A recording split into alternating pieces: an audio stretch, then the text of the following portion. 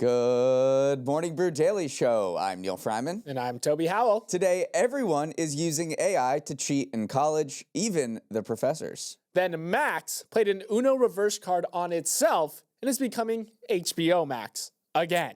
It's Thursday, May 15th. Let's ride.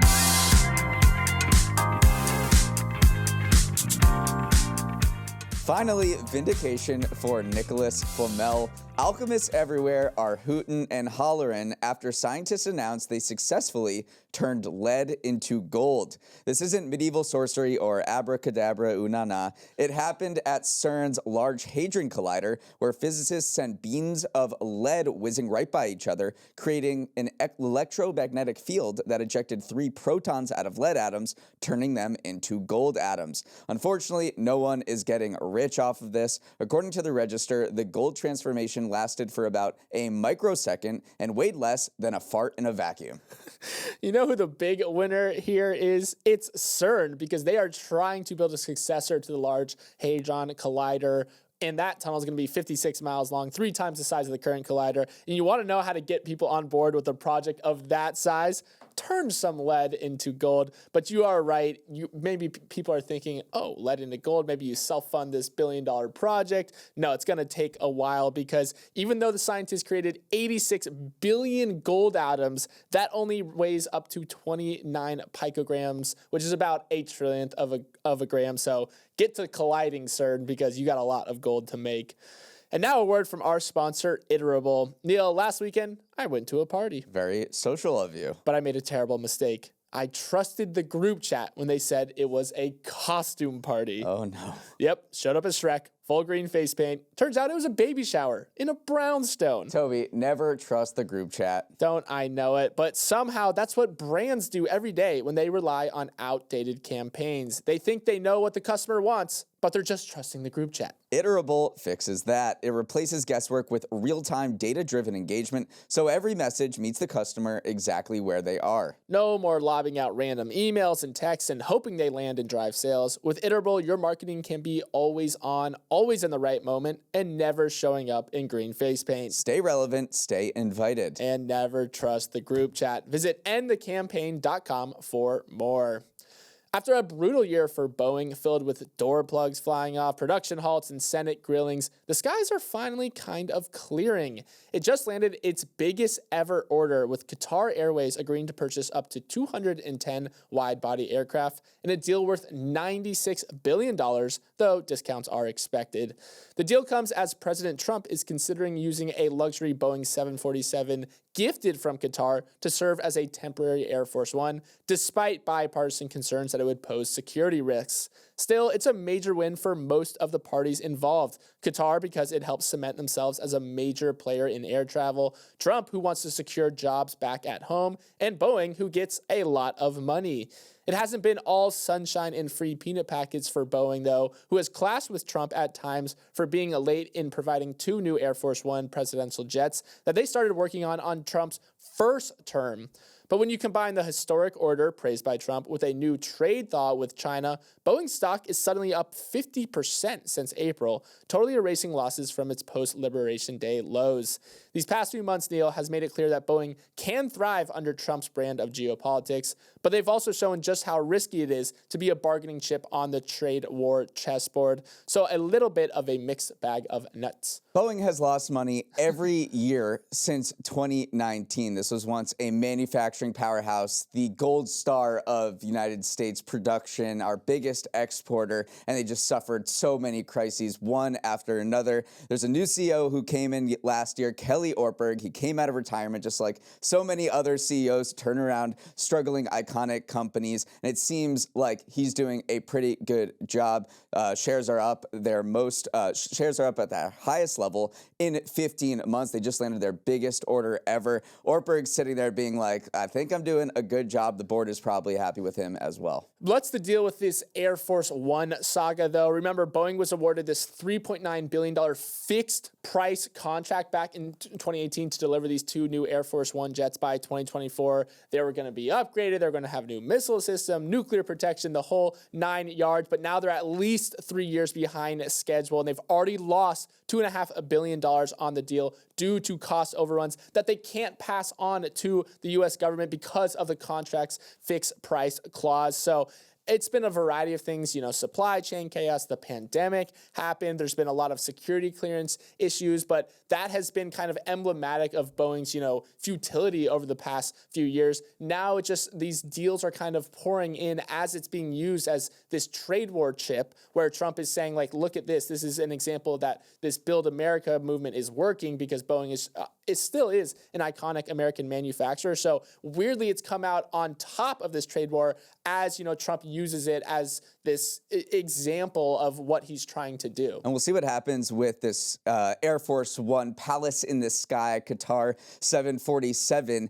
Boeing might, in a very ironic twist of fate, Boeing might actually want Trump to accept this gift because estimates are that it would cost over $1 billion to retrofit this plane into an Air Force One because Air Force One is considered the most complicated aircraft on the planet. It needs a mid-air refueling system. It needs all of these communications whiz-bang gadgets because it really is a situation room in the sky. It needs nuclear deterrence. So there's all these things that need to happen with this plane. Well, guess what? Boeing made the plane, and probably they would be tasked with retrofitting it. There still seems like there's a long way to go to say whether Trump would actually accept this gift as a plane. It would take many years to turn it into Air Force One, possibly before they get their other jets ready. So a long way to go with Boeing and this Air Force One. But yes, this order of over 200 planes by Qatar is a big deal and another win for Kelly Ortberg in his long drudging quest to turn around this company. The school year has all but wrapped up at most U.S. colleges and universities, and students are headed to their summer lifeguarding jobs and internships after a long semester feeding their assignments into ChatGPT, hitting the books. No, actually, I meant it about ChatGPT because new reports out recently highlight just how pervasive AI chatbots have become on college campuses among students, but also their professors. Higher education is in technology-induced chaos and might be slowly devolving into bot-on-bot instruction, AI graders analyzing AI-written essays. In a New York Magazine piece called "Everyone is Cheating Their Way Through College," students acknowledge that they and everyone they know is cheating their way through college by having ChatGPT or other AI tools do their homework for them. One student in Utah summed up the vibe by saying, "College is just how well I can use ChatGPT at this point." Many predicted this when ChatGPT was released in the fall of 2022. Toby, you labeled it the most powerful cheating tool ever created, and it has lived up to that promise. Usage took a big dip during the summer of 2023 when kids left school, and the same pattern occurred in 2024. College administrators and professors are miles behind the 8 ball, unable to create effective policies around AI usage or enforce them when it's clear someone is cheating. An opinion piece in the Chronicle of Higher Education warned of a quiet disaster unfolding in college classrooms around the country. Toby, this is the Wild West. Yeah, this was very easy to see coming. When you have an all-knowing assistant in your pocket, of course students are going to utilize it. But I think what has taken some people by surprise is how professors are utilizing it as well. I mean, professors have a lot of work to do as in addition to students. So maybe the siren's call of AI is something that we should have expected there as well. But this New York Times piece was filled with students noticing that some of their prompts in their lecture series that they're listening to their professor give were filled with distorted images that were clearly AI generated. Some students actually have gone and requested refunds for their tuition because they said, I don't want to come here and be taught by AI, just like you don't want me to submit AI work myself. But then a lot of other teachers are saying like, hey, it's helped a lot because now I can develop, custom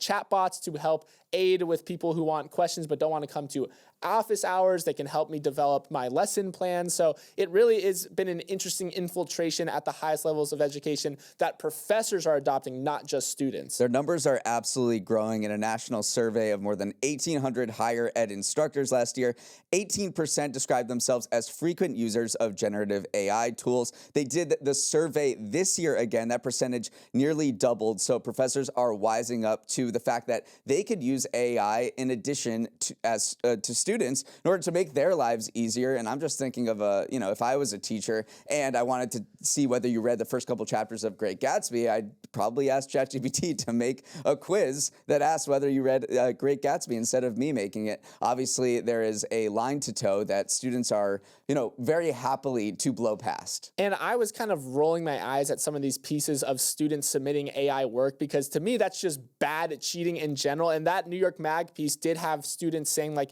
mainly what I'm learning out of college is how to manipulate these systems to make them not look like they're AI generated. He says Eric, who is one of the students interviewed, says you put a prompt into ChatGPT, then you put the output into another AI system, then you put it in another one. At that point, if you put it in an AI detection system, it decreases the percentage of AI used every time. So it's just AI all the way down. And I'll leave with this kind of anecdote from a high school teacher. He said, I literally told my class, hey, don't use AI, but if you're going to cheat, you have to cheat in a way that's intelligent. You can't just copy exactly what it spits out. And I think that just is indicative of where the education system is heading. It's mainly going to teach you how to manipulate AI systems rather than learn the subject matter itself. The only winner here is OpenAI and other AI companies where they're sending marketing materials to students and professors being like, hey, use our AI chatbots, and we see usage go way up during the school year.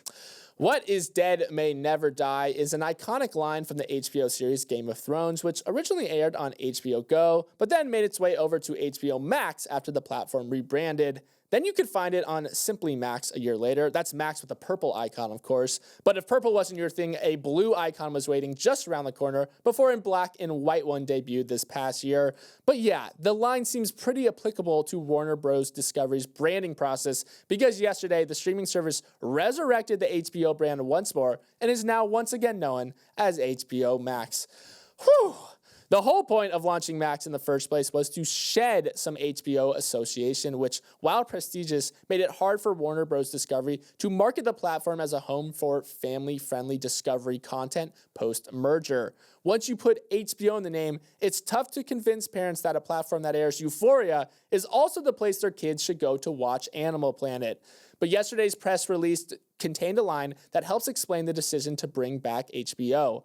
No consumer today is saying they want more content, but most consumers are saying they want better content. And where does better content live? Well, if you're a fan of The Sopranos, The Wire, House of Dragon, White Lotus, Industry, The Last of Us, or Righteous Gemstones, that content lives on HBO. So it seems like this reintroduction of HBO is an admission by Warner Bros. Discovery that maybe they shouldn't have dropped it in order to let 90 Day Fiancé live side by side with Tony Soprano.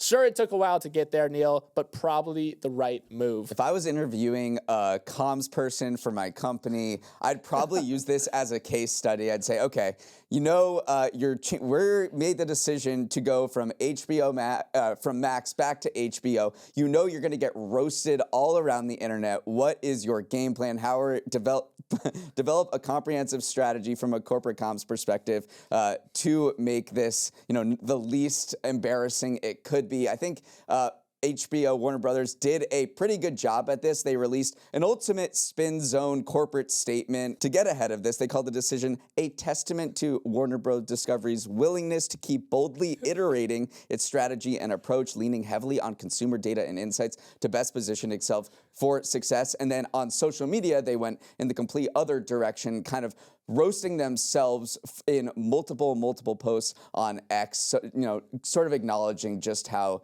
ridiculous this name-changing branding exercise has become. Yeah, they definitely threaded the needle. They just got out ahead of it all on social media. They made all the jokes that we were going to make. We still made the jokes because it is a very funny process. But I do think this all kind of stems back to Netflix in a way because Netflix has been the clear winner of the streaming wars. We've known that for a while now. It's sitting at over 300 million global subscribers. And it was part of the reason why Warner Brothers and Discovery merged in the first place is that they were trying to compete with this end-all, be-all streaming platform and make some gains and try to catch up to Netflix's subscriber numbers.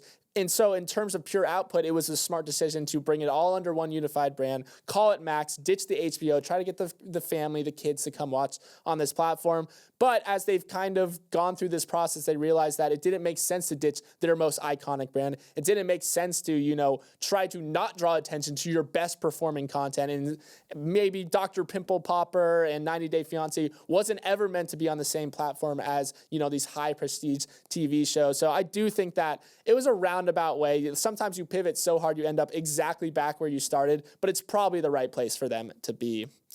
Up next, we got some Neal's numbers coming your way. Welcome to Neal's Numbers, the segment where I share 3 stats from the week's news that will help you turn any lead conversation into golden banter. My first number is $12.5 billion, which is how much the U.S. is projected to lose in international travel spending this year. The World Travel and Tourism Council, which represents the global tourism industry, warned that foreign travel spend in the U.S. is set to drop from $181 billion in 2024 to $169 billion this year. The only country among the 184 analyzed that is forecast to see an international visitor decline this year. The council attributed the drop to people staying away from the states due to the Trump administration's policies such as tariffs and seemingly random tourist detentions. But the downward shift in tourism has been happening for years. If this year's numbers bear out, it'd mark a 22.5% decline from the peak of U.S. international spending in 2019. COVID obviously throttled foreign travel in the subsequent years, then a strong dollar made coming to America far more expensive than it had been. The council warns that a $12.5 billion gap could have serious and negative consequences for the broader economy, given the outsized role tourism plays. Direct and indirect travel represents 9% of the American economy, while employing 20 million people and generating 7% of all tax revenue collected by the U.S. government. Toby, grumbling about tourists is one of New York's favorite pastimes. What are we going to do instead?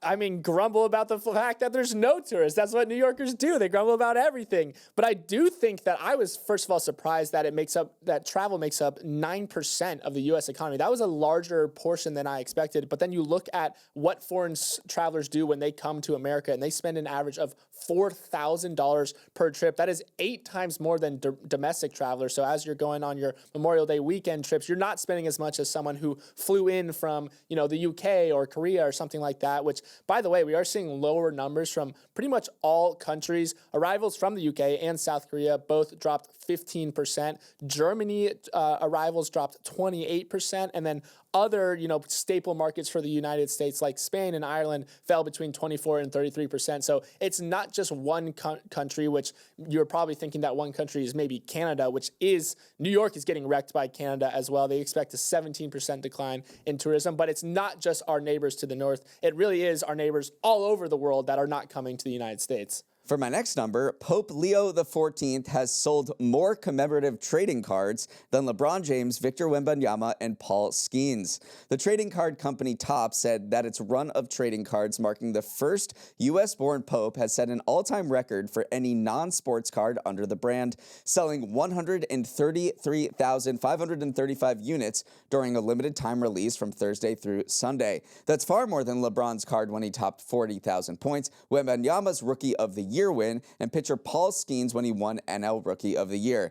And that's a fair chunk of change for Topps. These cards are priced at $9 a Pope, with some discounts if you went bulk. Toby, this is another example of just how enthusiastic people have been over the first American Pope. It spawned its own cottage industry. I don't think people have really come to terms of what it means for not only the Pope to be American, but be an American sports fan. We are seeing Chicago embrace him in a way that, you just don't get with an international Pope potentially. And I do love that Topps also included some variations on each card, so of the background. So obviously the main is Pope Leo, but then the backgrounds include deep dish pizza, Chicago hot dogs, snow, and skyline variations. So I wonder which one of those is going to be, in 100 years, the most valuable card. But great move from Topps, by the way, to seize on this moment because it is just such a unique once-in-a-generation opportunity, and they made some nice money off of it. My final number is 1 week, which is how long door to door a group of 4 friends will take to summit Mount Everest. Well, at least that's the goal. Later this month, these 4 ex-military Brits will try to speed run the Everest climbing process, hoping to accomplish something that typically takes 6 to 8 weeks in just 1. The way they're going to do it has never been attempted on Everest before: the noble gas xenon. In January, a tour operator named Lucas Furtenbach said he could take paying customers up and down Everest in just 1 week if they inhaled xenon gas prior to their journey. The idea is that inhaling xenon triggers production of red blood cells in your body, mimicking the acclimatization process to the high altitude that usually takes weeks. However long it takes, you cannot even begin to climb Everest, which towers more than 29,000 feet above sea level, until your body has adapted to the low levels of oxygen. This super-fast xenon-aided attempt has caused quite a stir in the mountaineering community since Furtenbach announced it a few months ago. Some support it under the banner of innovation, but others say it's too risky and erodes the purity of the sport. The International Climbing and Mountaineering Federation has forcefully come out against the climb, saying according to current literature, there is no evidence that breathing in xenon improves performance in the mountains, and inappropriate use can be dangerous. Yeah, there's 2 camps of naysayers here. There's one that's saying that xenon doesn't really help. It could be dangerous. But then there's the other camp saying that it does kind of remove from the purity of climbing Everest. But that debate has been happening since people started climbing Everest, because 7,269 people have reached the summit of Mount Everest. Only 230 have done it without the aid of supplemental oxygen. So there is a faction of the community that says even using oxygen at all kind of defeats the whole purpose of climbing it. And you see that just very small number of people who do it without any outside aid. So xenon is maybe just another evolution of that debate. It's another gas, it's another aid that will help you climb the mountain easier than just going up completely without any aids at all. So just a fascinating debate. I am very curious to see how they do. Hope it succeeds, honestly, because it makes it safer too if you climb it quicker, because your less time spent on the mountain means less time things can go wrong, weather can come in. So maybe it's a huge training aid for Sherpas who can zip up and down much more quickly. So there is a potential part of the community who does want to see it succeed because of the safety implications that it could have to make things more safe. And you also don't want to think about what would happen if it doesn't succeed. Yeah. But either way, if you're thinking of wanting to go on a trip with xenon, it'll cost you. These guys are paying more than $150,000 each for a 1-week trip up and down Everest. Good luck. Let's sprint to the finish with some final headlines. Starbucks baristas are mad at the company again. More than 1,000 have walked out at 75 U.S. stores this week in protest of a new dress code that went into effect on Monday. The new dress code requires baristas to wear a solid black top and khaki, black, or blue denim bottoms, an outfit that the company says will help those green aprons stand out and create a more welcoming environment for customers going into stores. Previously, baristas could wear a much broader range of shirts, including those with patterns. The employees who walked out say Starbucks is focusing on all the wrong things in its turnaround effort. As one in Hanover, Maryland noted, customers don't care what color our clothes are when they're waiting 30 minutes for a latte. Yeah, Starbucks used to have a much stricter dress code. Back in 2016 and prior, they only allowed baristas to wear black and white shirts, but then they relaxed that and let them do different colors, and it became a key part of just the expressions of these individual workers. But now, I mean, Brian Nichol has a game plan literally called Back to Starbucks. So of course he's looking back into the history to some of its more successful periods. So you can see the allure of just saying, hey, we want the coffee to be front and center. Just take out every other variable. Let's make the shirts black. But then you start getting into the nitty gritty of what this dress code actually means. They only gave 2 free shirts to employees. So if they have multiple shifts, they're going to go out and buy clothes. And then you take a step back and go, is this actually the most important thing? But maybe everything adds up on the margin. So you can see it both ways here. But yeah, clearly it's rubbing a certain group of employees the wrong way. Well, yesterday was a holiday for a lot of Americans as the NFL finally released the full schedules of all 32 teams. As always, the defending Super Bowl champions kicked the season off with the Neal's Philadelphia Eagles playing a game against a charity team. I mean, its rivals, the Dallas Cowboys, on September 4th. There are a record 7 international games this year as the NFL continues its slow expansion towards worldwide domination. Sao Paulo, Brazil will be treated to a Chargers-Kansas City game, while the remaining 6 take place across England, Ireland, Germany, and Spain. Apologies to our friends across the pond in London, though, who are being subjected to watching the Jaguars take on the Rams in Wembley this October. Neal, it's only May, and yet here we are talking about football again. What are you looking forward to? Well, the first thing I look at with this NFL release schedule, which has become an insane event in its own right and just speaks to the takeover of the NFL, not just in the fall, but over the course of the year. The fact that we're talking about the NFL here, it's May 15th. But the first thing you want to look at is the standalone games, because it shows which teams the NFL thinks that will draw the most eyeballs when there's nothing else on. The standalone games, I'm talking about Thursday night games, Sunday night, Monday night, holidays like Thanksgiving and Christmas. And there's 3 teams that get 8 standalone games each. They are the Kansas City Chiefs. I know you're probably bored of watching them, but they're coming back with 8 standalone games, and tied with them are the Washington Commanders and the tried and true Dallas Cowboys charity team. They are the biggest brand in the NFL and maybe perhaps in sports, but interesting to see the Washington Commanders, get the same amount of standalone prime time special games as the Chiefs and the Cowboys. They just got this new stadium deal in D.C. They had a really remarkable season last year. They're doing the NFL draft in D.C., so maybe they're just hyping up the Commanders ahead of those big events. And then you just mentioned that it's a fun day on social media too, because each team puts a ton of effort into their releases, into their announcements. And the gold standard was the Chargers, who released a full anime movie the last year. They backed it up with a Minecraft themed launch that got over 70 million likes on, or not 70 million, 70,000 likes on X. The Falcons did a Mario Kart themed one. The Ravens went Severance themed, which was actually interesting. And then the Jaguars, who I kind of beat up upon earlier, got Ashton Hall, the morning routine influencer dude who dunks his head in Saratoga water, to do their release. That one was also very popular. Let's wrap it up there. Thanks so much for starting your morning with us, and have a wonderful Thursday. The weekend is coming up, folks. Start making plans now. If you have any thoughts on the show, send an email with questions, comments, or feedback to morningbrew@morningbrew.com. Let's roll the credits. Emily Milliron is our executive producer. Raymond Liu is our producer. Our associate producers are Olivia Graham and Olivia Lake. Garrett Peck is on audio. Hair and makeup is out with altitude sickness. Should have inhaled that xenon. Devin Emery is our president, and our show is a production of Morning Brew. Great show today, Neal. Let's run it back tomorrow.